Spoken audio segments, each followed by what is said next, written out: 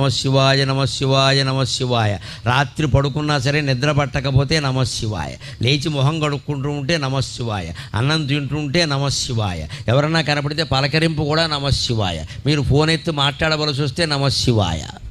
ఇంత ఇదిగా భగవన్నామాన్ని మనం సొంతం చేసుకుంటే అన్ని రకాల పాపాలు కాదు, సకల కర్మలు నశించిపోతాయి. అన్ని కర్మఫలాలు పోయి జ్ఞానం పొంది మోక్షం పొందుతాం. ఎప్పుడూ ఆనందంగా ఉంటాం. భగవన్నామస్మరణ అంత గొప్పది. అలా చేస్తేనే శివుడు కాపాడుతాడు. గమనించండి, ఇలా ఊరికే దండం పెట్టేగానే ఏం కాపాడాను. అలా అయితే అందరినీ కాపాడాలిగా.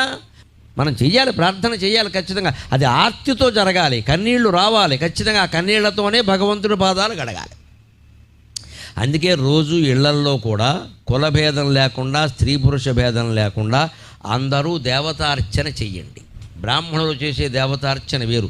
వారికి వంశపరంపరగా ఏదో వస్తుంది, వారి పద్ధతిలో వారు చేస్తారు. వారి బాధ్యతలు వారిని చేయనివ్వండి. వారిలాగా చేద్దామని